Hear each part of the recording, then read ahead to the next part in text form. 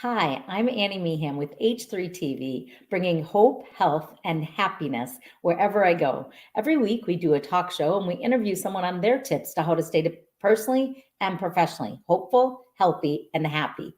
I love bringing those three keys to organizations and the H3 culture because ultimately it leads to healing, which leads to a better company, positive culture. So please help me welcome Lori to the stage. Hi, Lori. How are you? Hey, Annie, great to see you again. I'm excited to be here with you. Awesome. Tell us, who are you? What do you do? Where do you live?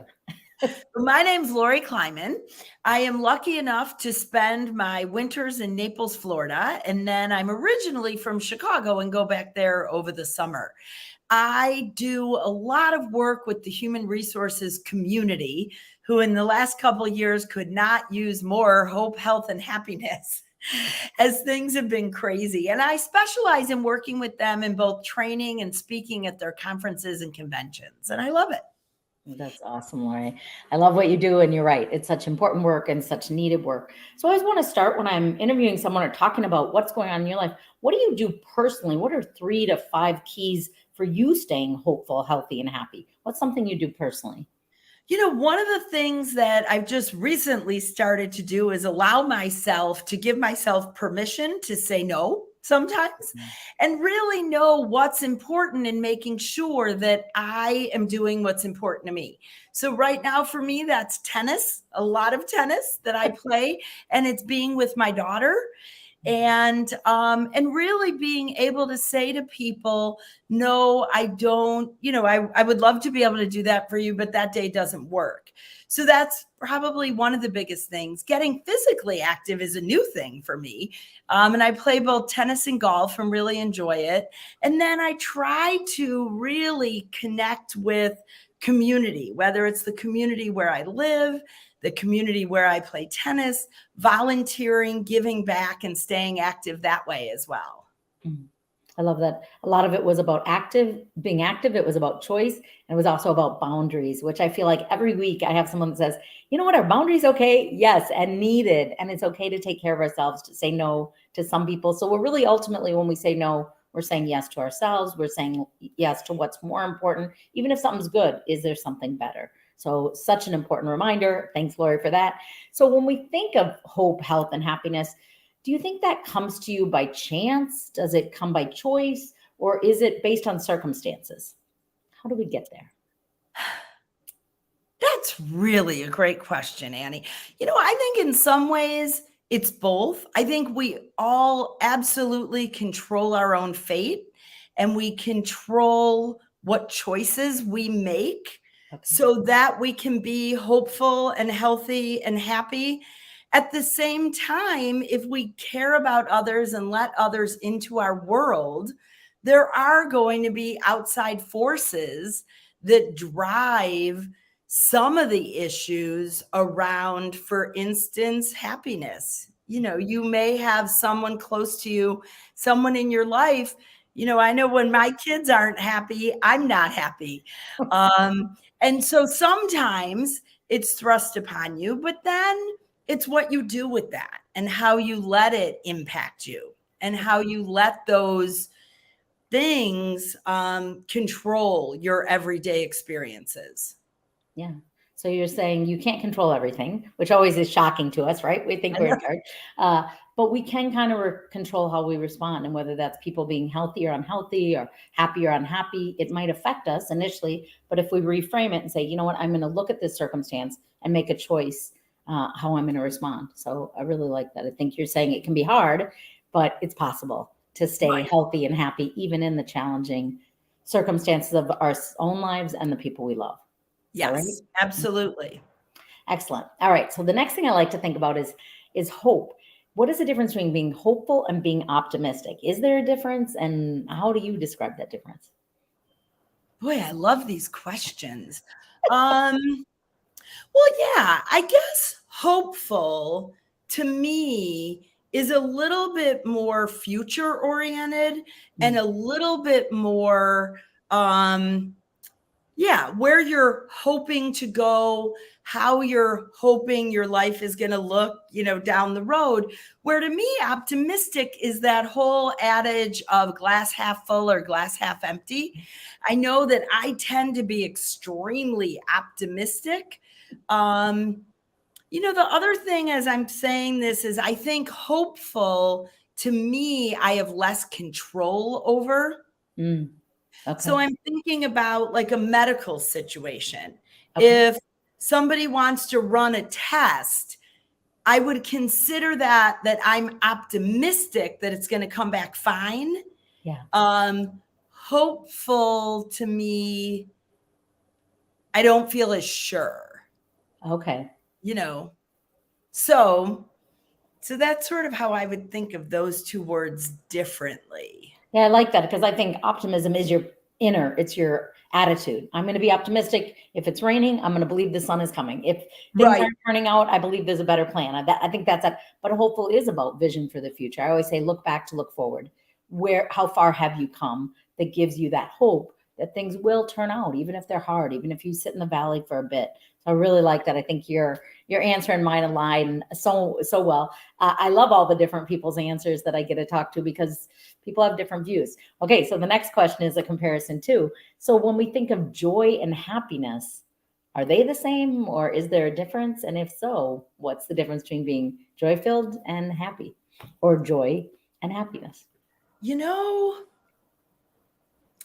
I guess when I think of joy, like I immediately thought of beautiful flowers Mm, might make me feel joyful. They okay. don't necessarily make me feel happy. To me, happy almost always relates to others. I feel like, and maybe it's because when I'm happiest is when I'm interacting and relating to others and those in my life that are really meaningful to me. If I were to say I'm happy, maybe it's more in the moment too, where joyful to me, I may say I'm joyful when I'm in Southwest Florida. I mean, to me, it's a really serene, beautiful place to be. Mm, I'm agree. happy when I'm out in the tennis courts with my friends, Yeah. Ah, okay.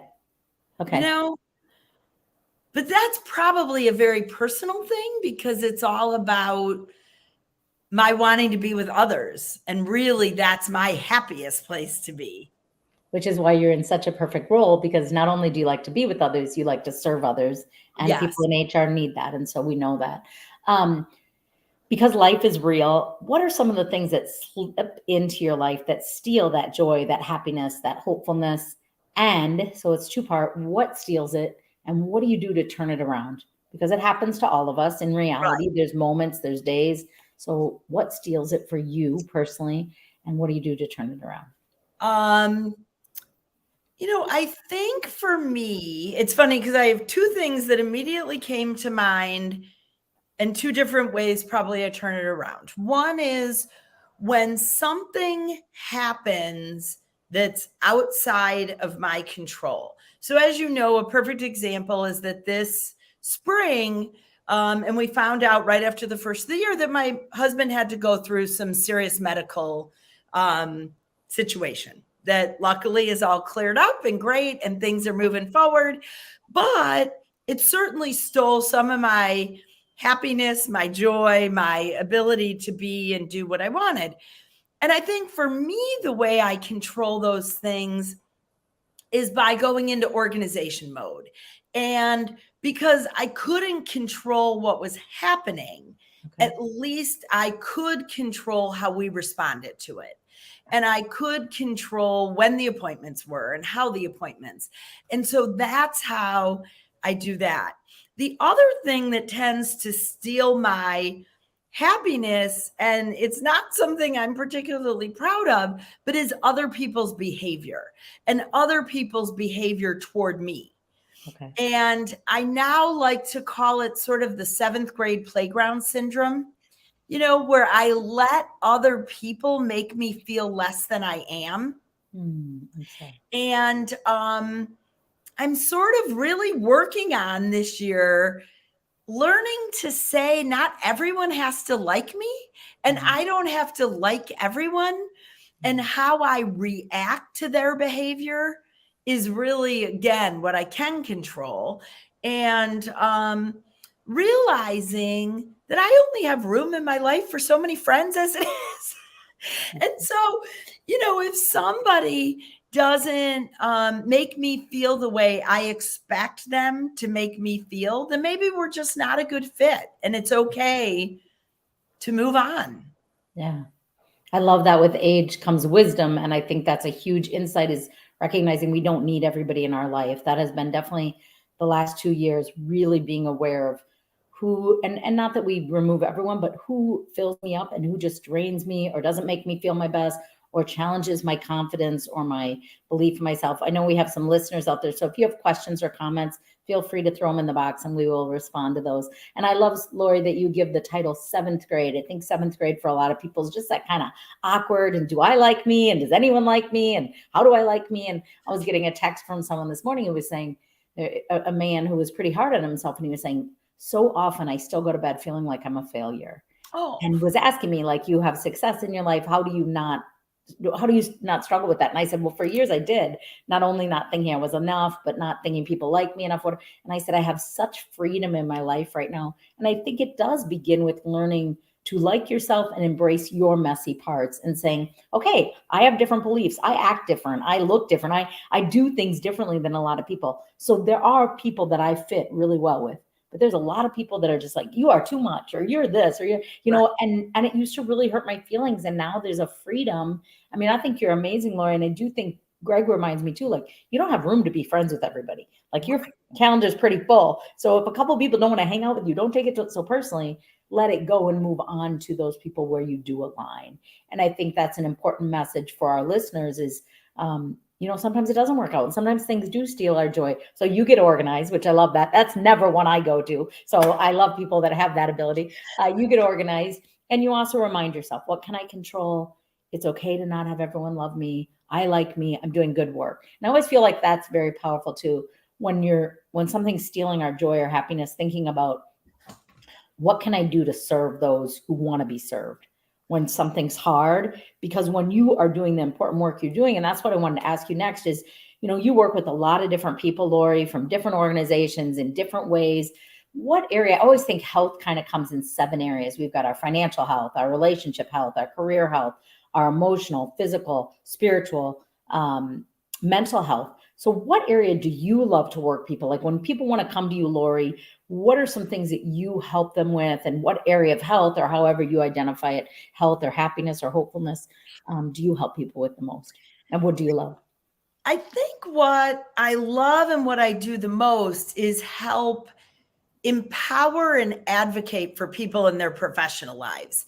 I Mm, don't get too much into personal or financial, but people come to me. A lot of people in my world in human resources didn't even choose the profession on purpose. Many came to me from being office managers, from being admin assistants, from somebody in their company saying, well, you're really good with people. I think you should be our HR person.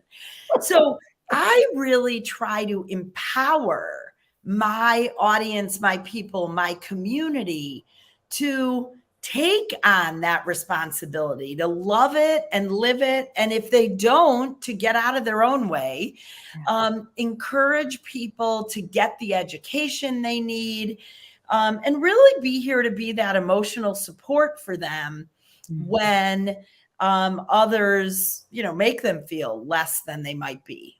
yeah. Yeah. I hear the word equip. Lori is an Yeah. equipper for people who are like, holy cow, I just ended up here.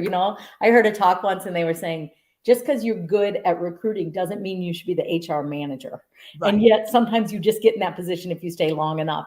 And so making sure you are helping people, equip them, educate them, encourage them. Do you need more education? What tools are missing from your toolbox? Where are your strengths? Where are you feeling overwhelmed? How can I support you? And I love that you offer so many things in your toolbox. So really it is, to me, career health.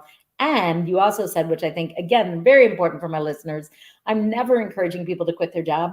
and without a plan or a savings Right. or another job. But if you hate your job, if you go to bed Sunday night sick to your stomach, if you are miserable, then figure out a way out. Don't jump and then figure it out. Make a plan. Have some savings, start interviewing for other jobs. But you are never giving your best. When companies say to me, Annie, don't motivate people so much they all want to quit. I say, if they want to quit, they're not giving you 100%. Right. Let them go and find some people that are really going to love working with you and for your company and doing that role. So I love that you said educating. I think you said to see, is this the right fit for them, right? Or just Right. if they need to move on, it doesn't make them a bad person. It might not be the right fit. Just don't quit until you got a plan. All right. What do you think something confusing about HR? I think there's a lot of confusing things about HR, but what the heck is HR? Is it firing? Is it hiring? Is it the nice people or the scary people? Right. What do they do? Well, the two big confusing things are, one is that it's very administrative. It is not administrative. Okay. The people who, first of all, it can all be done almost all through technology these days, the administrative pieces that were around 20 years ago. Okay. And it's really all about being there for the business. And I say all the time, if you look at an income statement, a balance sheet, 60 to 70% of those items have to do with people, your benefits, your payroll, even your rent, how much space you need people to sit in. So HR these days is more focused on running the business through the people that are out there doing the work.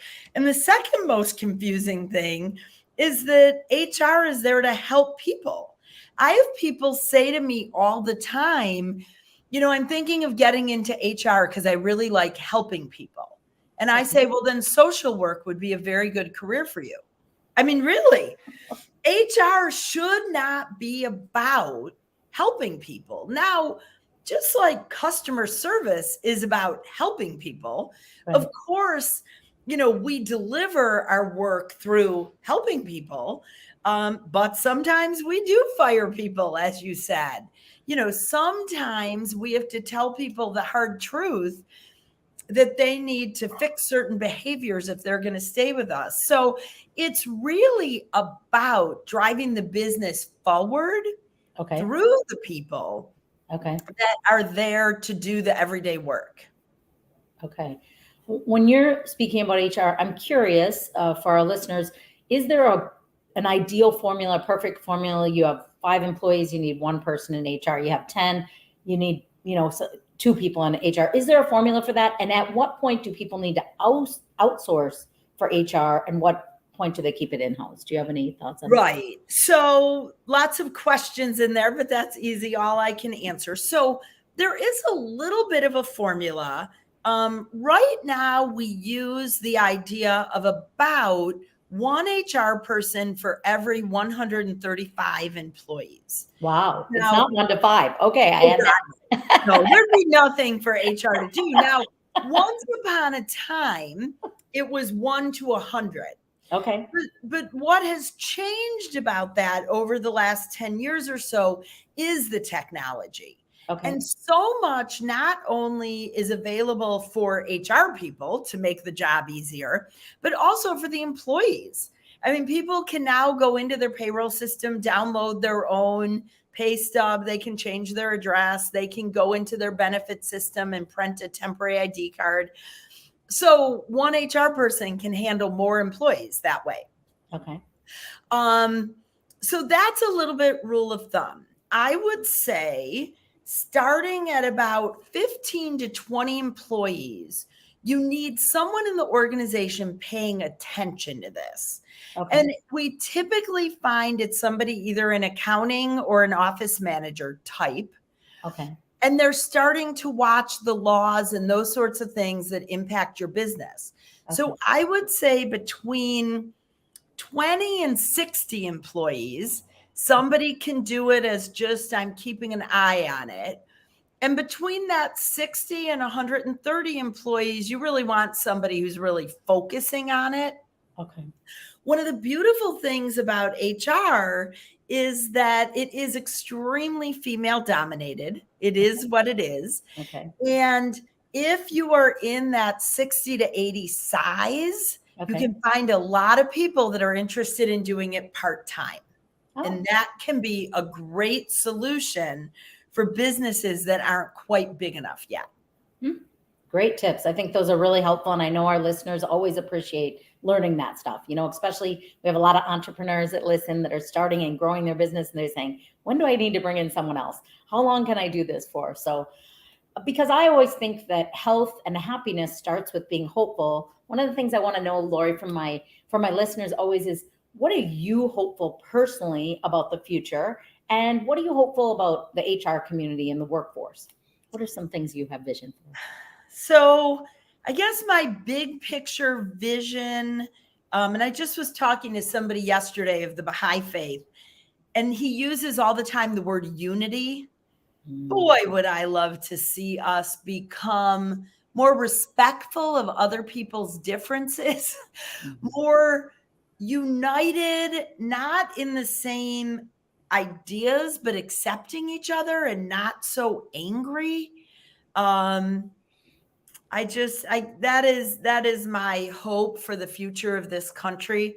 Whatever side you're on, that we all can just come together and understand all views are good views.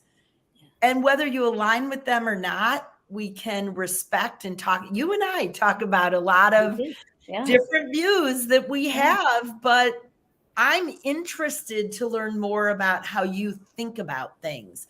So that's what I would say from a big picture world, I'm hopeful about. For the HR profession, I am hopeful that it will continue to be more of a strategic business position and less of an admin kind of thing. And it is from the HR people's perspective. So what I'm hopeful is that the other people will start to see us as those respected business people. I love that. I think it's so important. I love that use the word unity, but I also think like listening with the compassionate ear, and you and I have discussed and have some different views on things. And I was thinking about one of my friends from Minneapolis. He was Muslim, and he said to me, "You are the first person to ask me questions because you really care, and you're asking to learn and to be educated, not to conform or change." And he said, just so many people ask me, but they don't really listen. They just want to tell me why I'm wrong or why I'm different. And I said, I love learning from people that have different viewpoints from me, whether that's faith or beliefs or whatever, but we have to respect each other's opinion. And most of us, the reason we believe something, maybe not all, but most, there's a deep story behind it. There's a passion, there's a struggle, it's a history, it's a tradition. And so when we listen with compassion, it allows unity, right? It allows me to say, can we still hold hands? I sometimes say to my audiences, okay, we're all going to hold hands and sing Kumbaya. And they look scared. And I go, but wouldn't it be cool? I know you think I'm a weirdo, but like, what if we just did that and started there? And as much as we think we're different, we figure out how much we are truly, truly alike. So I'm going to join you in the hope for that being in the future. So do you have any special stories about a client, a success story, something that you can kind of give us a picture of? Because sometimes even if you tell us about your job, the picture of the stories and the successes paints it even better. Do you have something like that you could share with us? Yeah, well, the best are the people who participate in my in human resources, because I know this is a general topic. We have certifications. Almost every industry has started to get their certifications. We're looking at Annie's right there for the speaking profession, the CSP. And we have certifications. Most widely known are the SPHR and PHR for HR people. And so when people come to me, and I had a woman who just recently said, I don't know what to do. They just see me as an administrative person. They won't give me the salary I want. And I said, well, let's show them that you know your stuff, you've got it. And I supported her on her journey to get certified, which is not easy. And she did it without telling her manager, without telling her leader. And when she came in and told them that she had done this and she passed the test, and now she expected to be a director of HR, no longer an HR generalist, they said, well, yeah, that really makes sense. If you have that we never knew you had that kind of expertise. And they promoted her and gave her the salary that came with it. And it was really exciting. And so people, I hear all the time, Annie, and I bet you do too. Well, nobody's asking me to come to those meetings. Well, yeah, they're not going to. They're not going to. That's right. What I encourage people to do is come up with a report. Stop sending emails to everybody, but say, I'd like to come to this meeting. I have a 6-minute presentation that will explain why a new payroll system is important. Which day can I come? Yes. And that's a little bit of the advocating for yourself. So, maybe that story will resonate with some of the viewers here that might not feel hopeful, not feel in control. You need to just take control.